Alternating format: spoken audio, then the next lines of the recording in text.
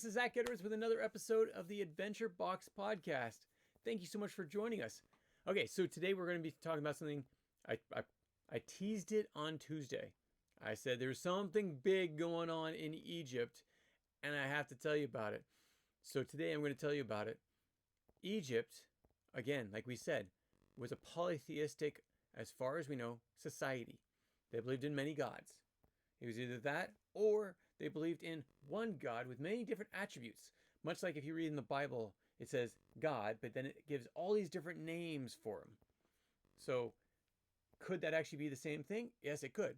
Especially if it's written by the same type of thought process, culture, and such.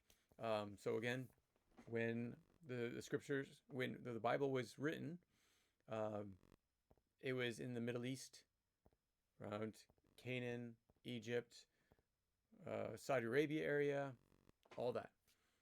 Then you have the Egyptians who have their own beliefs, which is, again, they were in Egypt, Canaan, Saudi Arabia, Northern Africa. So possibly the same kind of things that they would be thinking on both sides, where they have a supreme god, Amun-Ra, and all these other gods are all attributes of that one god. Again, theory, because we weren't there, we don't know. Much like all the history, we do the best we can with history. Okay, so let's go further into it. Okay, so you have, we talked about last time, Thutmose III. Now, Thutmose III died. Then you had a few other pharaohs. And then the last one, I did not record. I should have recorded it. Who was, let's ask Google, who was, let's see, Akhenaten's father and pharaoh. Okay, Akhenaten, Akhenaten was the pharaoh at the time. So while Google's compiling this information, just to give me my brain freeze, give me the name of him. So again, we're talking about Egypt. We had Lower Egypt that was taken over by the Hyksos and then taken back by Upper Egypt, and kicked out the Hyksos, probably enslaved a lot of them, possibly enslaved the Hebrews. Okay. Now, many years between Thutmose, which was like 1425, I think it was, 1425, and then his father, and then pharaohs down the line. The one I wanted to talk about, the father of Akhenaten, his father was Amenhotep. So, Amenhotep, Amun, meaning the god, Amun-Ra. So he's actually, I think it translates something close to, oh crud. Now I have to actually ask, what does the actual translation is, because this is important. This is actually important. What is the translation of that name? Okay, so Amun, that's what it is. Amun being the god, their god, Amun-Ra. So Amenhotep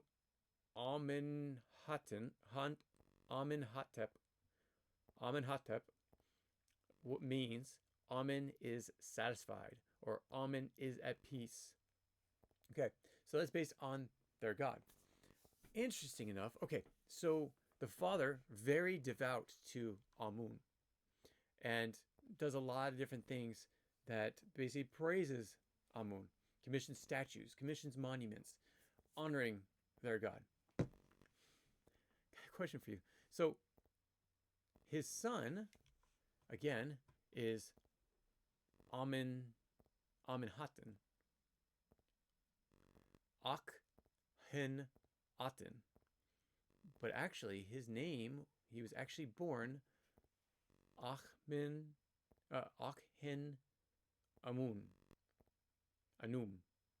Akhenanum. Akhenanum means literal, I think it's son of God. This is why I have to actually see. What is the translation of Akhenaten? So Akhenaten is effective for Aten, or he who is beneficial to Aten. So when he was actually called Amun, Akhenaten, that's when it was effective for Amun. His dad loved his god so much that he named his son after him. Or at least he named his son that he was effective for Amun, Anum, his god. Or he who is beneficial to Anum. But then what happened? His father passes away. His father dies. Okay, he dies in 1353. His son takes over 1353. So, actually, it was wrong. It wasn't Amun. It wasn't Akhenaten. It was Amenhotep the fourth. That's how he originally came out. So it wasn't Akhenaten. It was Amenhotep the fourth, and then became Akhenaten.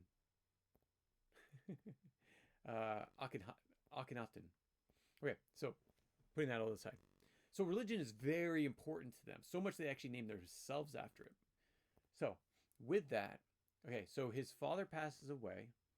So Akhenaten ascends the throne as Amenhotep IV. Is given the throne following the death of his father. Amenhotep III, his father. Now, Nefertiti, his queen, he marries, becomes a great royal wife. Okay, so she's got power. She's got tons of power. Nefertiti. Everyone knows about Nefertiti. Everyone that knows about Egypt knows about Nefertiti. Okay, so what happens to these two? I don't know. No, it's not the fact that we don't know what happened to them in history, but what made them create a revolution against their own religion? They changed their names. Well, okay, Nefertiti kept her name because she wasn't based off of Anum. He was, though. His name actually was part of that, much like his father's translation, which again, looking at what I originally wrote, it was Amun is at peace, number 4.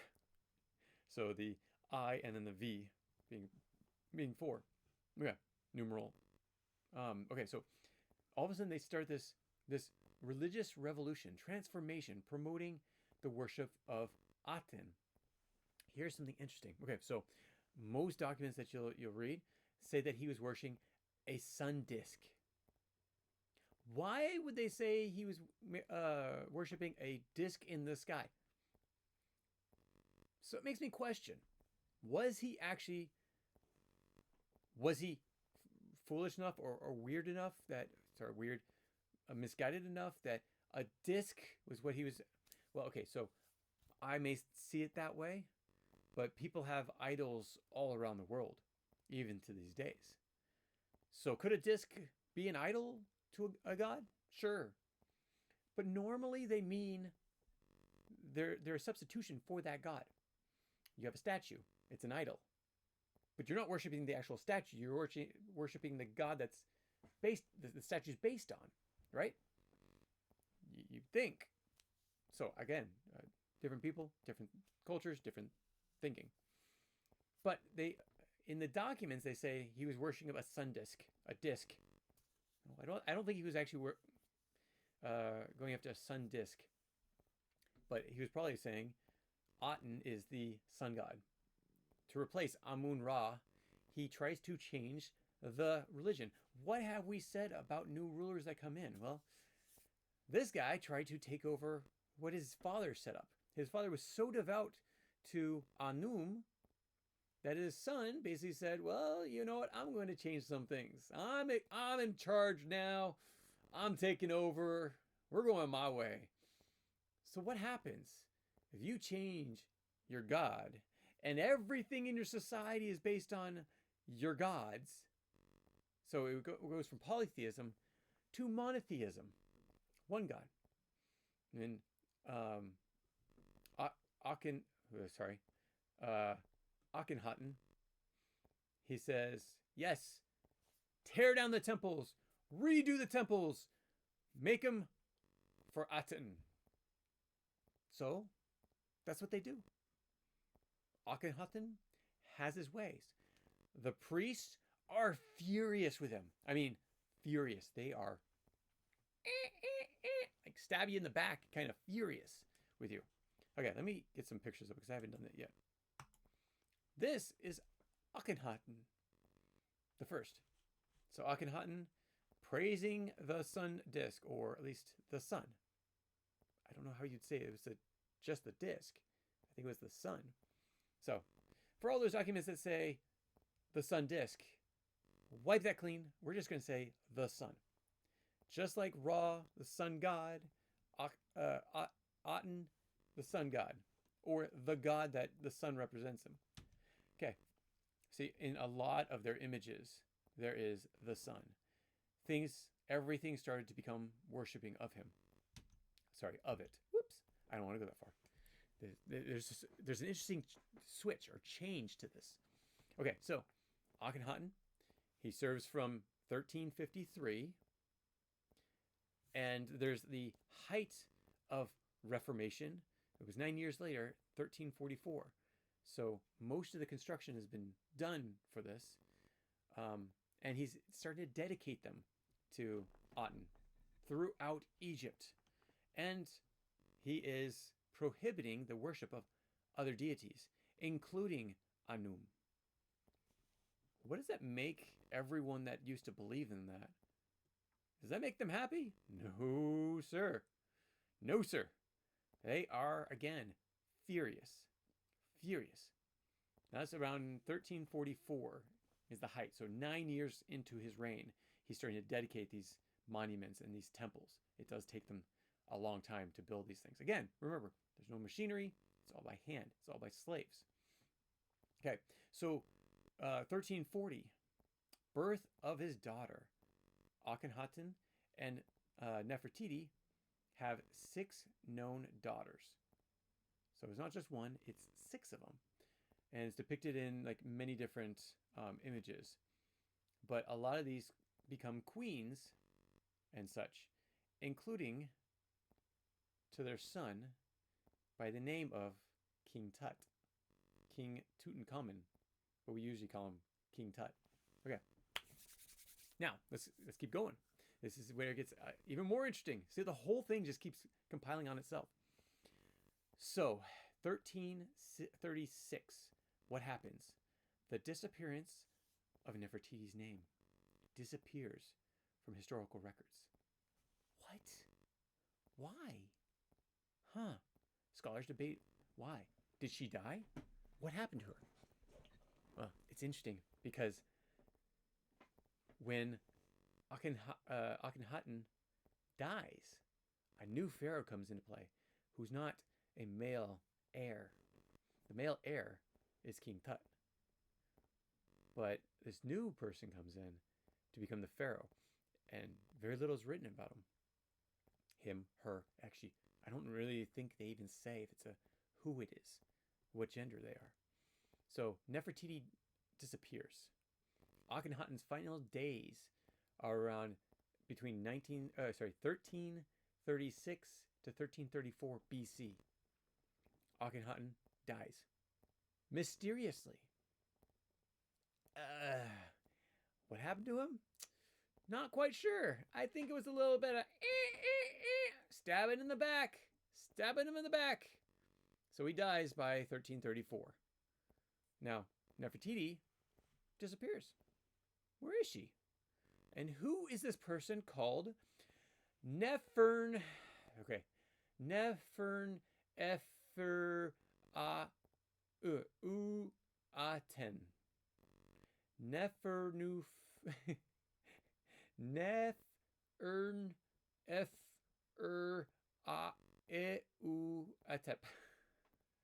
Aten. Sorry. Eten, not Etep. Eten. This new pharaoh comes into power. What? Where does this person come from? Because it's not Akhenaten's son. It is Neferuaten. Neferuaten. Totally butchered that one. And I meant to. So I can't say those names. I am sorry. I'm not trying to insult anyone and their culture. That's just a hard one for me to read. And I need to hear it out loud in order to say it correctly. Okay. So father dies. This new pharaoh comes into play. Okay. 1334. King Tut. King Tut is born 1341. Okay. 1334. 1341. Which means that span, King Tut, or Tut, it's Tutankhamun. Oh, this is where the name comes in. I forgot about this. So King Tut is born, and then his father dies 8 years later. Again, maybe it was either way, whatever it was. I'm just saying. Okay, so Tut is born, and he's actually born Tutankhaten. So his father, again, very devout to his god, names him after his god. Names his son after his god. Now, King Tut. This is the one I needed to find the translation of. I was trying to find these translations, like, that's not the one I'm looking for. So what is the translation of Tutankhamun? Well, it'll be the same thing. The name Tutankhamun translates to living image of Amun. Living image of Amun. Wait a second. Amun's been outlawed. How did that happen? Yeah, trickiness. This is why I thought it was for the father. Because Tutankhamun, actually, let's go back. So Neferuaten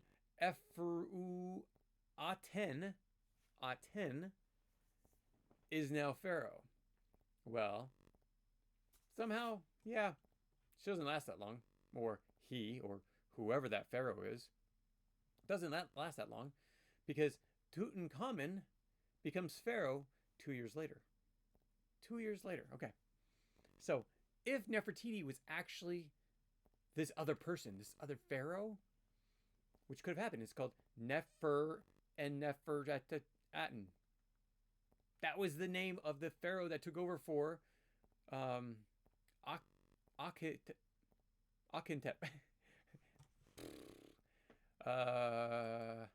Going back.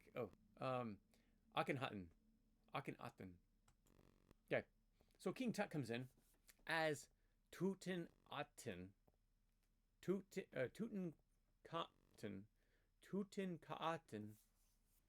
After the king, the little image of Aten. And then he takes over 1342, born in 1341. So he is literally, he is 9 years old at this time that he becomes king. Why did they want him to become king so quickly afterwards, when usually with the time of Amenhotep, the time of Hatshepsut, both of those were mother regents. Nefertiti wasn't his mom. Oh, how'd that happen? Yeah, so remember how it was talking about incest and how it was an okay practice in ancient Egypt? Yeah, well, Tutankhamun was not actually the son of Nefertiti. That was his stepmother. Who was his mother? His father's sister. Incest. There was a good amount of it. Now, of course, Nefertiti was his beloved because she was beautiful. Everyone writes about that. Tut's mother is actually found in a royal burial chamber with the same DNA. That's how they know that it was his mom. The same DNA as actually his father, too. Ooh, not good. At least not in our mindset. Back then, it was okay.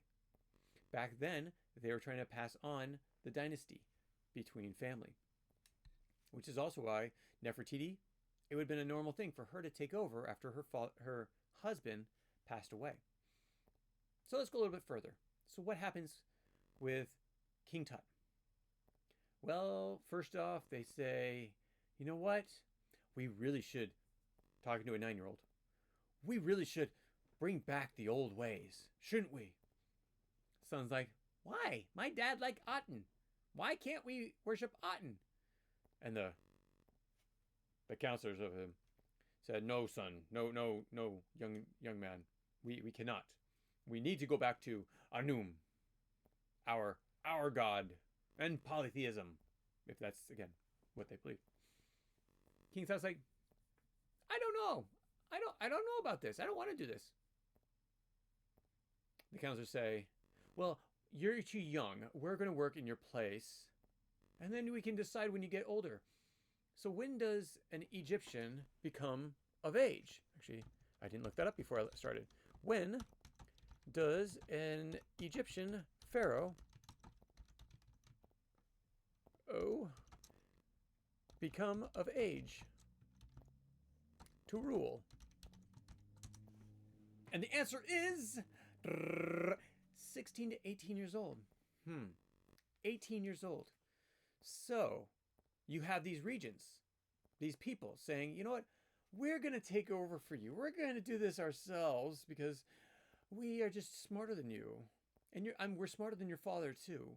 And in this step, we're gonna change everything back to Amun. He's going to be our god. Amun Ra for everyone. And he says, okay, whatever. I'm going to go play over there. 9 years old. Now, actually, 9 years old, they were very much more responsible probably than we are in these days. But what happens by his 18th birthday? If he was supposed to be taking over at 18, could he have had the same response as his father? Okay, so just recently there was a news article that said King Tut was not this poor, sickly young man. He was actually a full warrior. Okay, in the Egyptian records, he's a sickly old boy until the time of 18, time he dies. This thing says he's modern science have proved that his muscle mass and everything else show that he was a warrior. Okay. If that is true, then he probably wouldn't have died from health concerns and complications. But yet history says he died of complications, of sickly health. So his tomb, I want to show you some of these pictures. So, because he's 18 years old, not ruling, they wrap his sarcophagus in gold. That's interesting. Hey, gold. No one's ever going to see it except for on the other side. This, my friends, is King Tut. How he looks today. Not that pretty, is it? Mummified head. The rest of his body is actually underneath that cloth. You can't see it. But this is his sarcophagus that was actually found in King Tut's tomb. And actually, if you look, you can actually see that it's made of fine wood, foreign, luxurious wood, luxury wood. So very expensive wood. So his sarcophagus is actually made of wood, the inner container. So there's a sarcophagus on the outside. Oh, I should have brought you. That's what I should do. So next time I'm going to go and grab my, you know what? I got a pause button. I have a pause button. I'm going to take advantage of that. Give me 1 second. Man, I don't take enough advantage of that pause button. Okay, so this is what I have. The Egyptian collection. I don't remember where I got this from. And yes, it was made in China, but you know what? You know, most of those antiques most of those reproductions, the tourist things over in Egypt, made in China. It's true. It's totally true. Man, I haven't opened this thing up in a long time. Oh, wait. I'm going to dump the whole thing out. There we go. See, look at this. Whoop. Okay. What's in here? What's in here? Oh, look at that. It's actually King Tut's sarcophagus. I got this a long time ago. I forgot I didn't even think about it while we were stirring this up. So this is how a sarcophagus is set up. Okay, so you see it? Okay, it's lying on the ground in the tomb, just like you see in that picture. You open it up, and there's another sarcophagus in there. This is not actually the person. So it's like a coffin and a coffin within that coffin. And inside that is what you will find the actual pharaoh, the body. So, putting it back in here. Yeah, that's just so cool. I should have that out more. Because I love Egypt. And it has inscriptions put on the coffin all over the place. But this thing has, I mean, I've had this thing for 30 years. No, not 30 years. 25 years, about. Set him back in there. So there he goes. He sits in there. And as you can see, there's actually padding around the sarcophagus, inside the sarcophagus, around the second sarcophagus. And then they click together in place. So basically, this is the part that could be beaten up by weather. The interior, they don't want that to happen. Okay. There you go. You got an Egyptian sarcophagus tour. Okay. So King Tut dies. That's right. He is either sickly or murdered. One of the two. Which one? I'm not quite sure. But you know what? Did not want to be him. Especially if he actually believed in what his father believed. And there's no reason to say he did not believe what his father believed. So he might not have actually wanted all the changes that were being done. And at 18, he could have said, hey, you know what? I actually liked what my father was doing. Put it all back. And that's when all of a sudden, he could have been killed. You're going to hate that sound. I don't ever do that sound. So, okay. So that's King Tut's tomb. Or that's actually the sarcophagus. Probably after he's taken out of the tomb. Because next, this is what they say King Tut looked like. So King Tut, that's his burial mask. King Tut, burial mask. And also, this is the actual tomb itself. So, big sarcophagus, tomb inside, sarcophagus inside. So it's almost like 3 layers. I mean, at that point, you can't. Grave robbers would not be able to get into there. I mean, it'd take a lot of effort to get to the sarcophagus. And then when you get to the sarcophagus, you have to open up the top of it, and then you find that there's another body inside. Oh, it's like or another case inside, and you go into that case. Oh yeah, total effort for a grave robber, which is also possibly why they did it, because there were so many grave robbings. Okay, but I'm running out of time. I need to tell you about King Tut, and then what happens? King Tut passes away. His minister, the person that's that's doing all of his administration work before he becomes old enough, then becomes Pharaoh, and he takes over from about 1323, when King Tut dies, to about 1303. And I think there might be another Pharaoh somewhere in there. Now, these are not family. These are supposed to be administrators who become pharaohs. So like 20 years of all these other people bringing all this back, all this old tradition back. And then what happens? Let's see. Oh, come on. There we go. A new pharaoh comes into town. Ramses III. Oh, actually, Ramses II. And actually, he was born in 1303. He becomes powerful in 1259. Why is he so important? Okay, so here he is taking over for Nubia and such. He's kicking out the Hittites, taking out the Hittites, who are up beyond Canaan, around Syria and such. He's having all these different battles. Warrior. True warrior. But what happens during his time? Okay. This, again, is theoretical because we do not actually know. But we especially don't know which pharaoh this was. But at one point, there's an exodus of the Hebrews out of Egypt. They leave. Again, according to the historical document that is the Bible. Okay, so they are leaving. You have Ramses, who is very powerful, has all this strength. He's building up great kingdoms inside, building up these great cities into the area. And then something happens. His economy tanks. His economy tanks. His construction stops. All these different things happen around 1250. So this is just after the mortuary temple that he creates for himself, basically, in Thebes. So he's building up Thebes. Thebes is becoming this huge, monolithic, not a capital, but city. And it's like armored. It's protected. So at this point,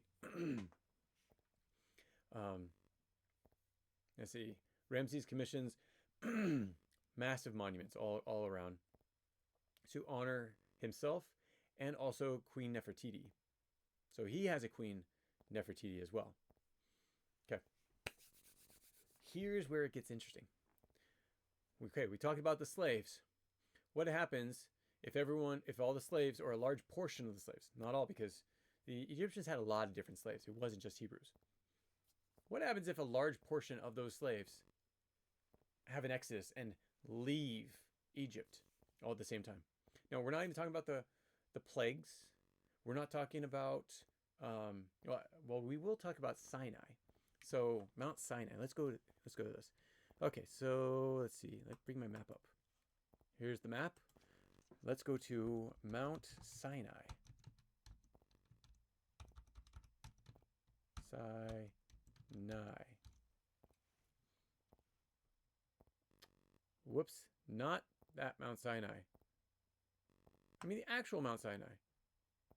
How about if we just do Sinai? Let's see what it does. There we go. Sinai Peninsula. Where is the Sinai Peninsula? Let's zoom out. Oh, it's smack dab in the middle of Saudi Arabia. So there's a possibility that if Moses had been kicked out, that he would have traveled around. Actually, let's type this in. Let's find out. Where did Moses go after leaving Egypt the first time? Okay, so after leaving Moses, remember, we're not even talking about the killing all the children because there's no record of it. Could have been erased. It totally could have, but who knows? So he went off to go to Midian. Midian is located in the northwest region of the Arab Peninsula, across the Red Sea from Egypt. Oh, near Sinai. Okay. So I've never been to Sinai, but my father has. My father used to work for the U.S. government, actually in the Coast Guard, and would actually travel around the Middle East and actually teach them about the military.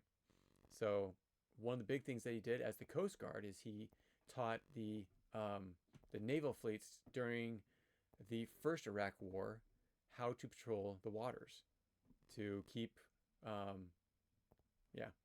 Kuwait and all those things. Basically, he was in that area for a fairly long time. I think over 9 months. And so while he was there, he actually got to visit Mount Sinai. And there is a bush there that they will actually light a fire under, and it will not burn, which is quite interesting. It really is. There's actually a monastery around that temple. Okay, so he goes to Midian and learns about God. He doesn't know about God. The Hebrews haven't really been, well, he wasn't with the Hebrews, remember. He was taken over by the Egyptians. So he goes into Midian and actually learns about God. And then, supposedly, he comes back. Comes right around back into Egypt and meets up with Pharaoh, who, according to the Bible, is basically his brother. They were raised together. So let's just say this is Ramses II, because they're not actually sure which Pharaoh it would be, but most of those that actually would give it to a Pharaoh would say that it's most likely Ramses. So Ramses comes in and after a certain amount of time says, you know what? Go. I'm done with you. Go. Leave, Hebrews. Leave, Canaanites. Go north. Leave. And so they do. So they leave and they go across the Red Sea. Remember the splitting of the Red Sea. And they end up in the Sinai area, Sinai Peninsula. So in this area, they wander for a long period of time. But we're not talking about them. We'll talk about them in the next month. What happens to Egypt at that time? What would happen if a large portion of your labor force is taken away from you? Well, you're either going to have to conquer more lands and get more slaves, which would be quite the effort. Because it's not just taking slaves, because then you have to train them and everything else. So it would be a very hard task. Well, what happens to Ramses? Egypt's flourishing, and then it starts to tank. And it tanks for the rest of his life until he dies. And so that is the end of Ramses. But during this time, he's actually done a lot when it comes to Nubia, because he goes in and he totally takes it over. They've been trying for years to take over Nubia, which is just below, it's in the Sudan. Follow the Nile away from the Mediterranean and you go into Nubia. So this is great for Ramses, but the losing of his labor, not so great. So the timing of that for Nubia is, let's see. Yep. So Nubia is taken over around the years, well, and this happens like multiple times. Let me just restate that. Nubia and Egypt are in battles all the time. But during the New Kingdom, and with Ramses, actually Akhenaten is the one that does a lot of it. And then the Ramses basically solidifies the strength in there. Yeah, so I don't even know I'm bringing that up, but that actually should be for the next one. So, because we're going to be talking about Kush. So let's hold off until next Tuesday, where I'm going to tell you about Nubia and what happens to the kingdom of Kush and how Egypt begins to fall. Because it's starting to fall under Ramses, but then it really starts to fall soon afterwards. So just to give you a really fast Ramses, he dies around 1213 is his death. He's 90 years old. As a Egyptian pharaoh, he lives to 90 years old. Actually, I got pictures of him. You want to see pictures? You want to see his... Yeah, you do. You want to see his pictures. That's him. I think I have a better picture of him. Don't I? Nope, I don't. Let's just zoom in. Can I zoom in? Yes. That's Ramses for you. That's how he sits right now in the museums. Poor guy.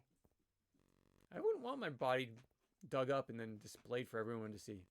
There's got to be some sort of privacy laws right there. I mean, HIPAA laws maybe? I don't know. Just kidding. Anyways, so that's him. This is actually his coffin. As you can see, exotic woods. That's the word I was looking for, was exotic earlier. And these are some of the transcribes of the slaves that were happening at this point in Egypt. One that they actually point at is you have all these dark skin, so dark being like Africa, slaves, and also pale skin or lesser, tanner skin. So right here, if you look at the timeline, well, let's go over the timeline really fast. If you go to the timeline, why can't I zoom in? Really? Huh, it won't let me zoom in at all. Wait, what if I zoom in a ton? Zoom out. Nope. Doesn't make any difference. Okay. So they arrive in Egypt, the Hebrews, around 1900, between 19 and 1800. Hyksos dynasty, it peaks around 1650. But they're already here, possibly. Then you have the expulsion of the Hyksos in 1500. Then you have the tombs of shown slaves. Oh, sorry. Inside a tomb, it shows on the drawings, the one I just showed you. Let's see. This one, it shows slaves making bricks. This is them actually making bricks, much like it's described in the Bible. And this is around 1400 or so, between 1300 and 1400, and so forth. So there's Akhenaten, there's Ramses II, and first mention of Israel in Canaan on a stela. Remember what we said with stela? Stela is those big stone tablets of writing. So most likely it was around Ramses' rule, nearing the end, when his economy starts falling apart. And then you have Seknekte,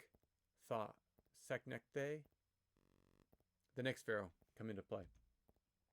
This is actually a writing from the Egyptians with names, including Hebrew names. Here's also transcriptions with Hebrew names. And there's the stela that I was talking about, where they actually have actually, it's not even Israel, it's Israel, Israel, written in here. Israel in Canaan. That's where it is. So, interesting. This is all, like, I didn't know about this stuff until just a little while ago. So being able to study this, it's fascinating. It's very fascinating. So next week, we are going to be talking about the kingdom of Kush and it conquering Egypt, and talking about Egypt taking over some of Kush. So we're going to go back and forth in that. We're going to talk about the third intermediate period in Egypt, which is when other kingdoms come in and start taking over. At this point, Egypt's never Egypt again. It's Egypt, but not completely Egypt anymore. Later on, not this. Well, we'll be talking about it at the end of this next week. But the Greeks come in. Alexander the Great takes over Egypt, and then the Romans come in the following week. So stay tuned for that. It's after the Romans becomes the Byzantines, and then Islam. So that's the calendar for what we're going to be doing in the next 2 weeks. So stay tuned. Thank you so much for joining us. Can't wait to tell you more. Take care. Bye-bye. If you have any comments or questions, add them to the comments below. Otherwise, we'll see you tomorrow, actually. Take care. Bye.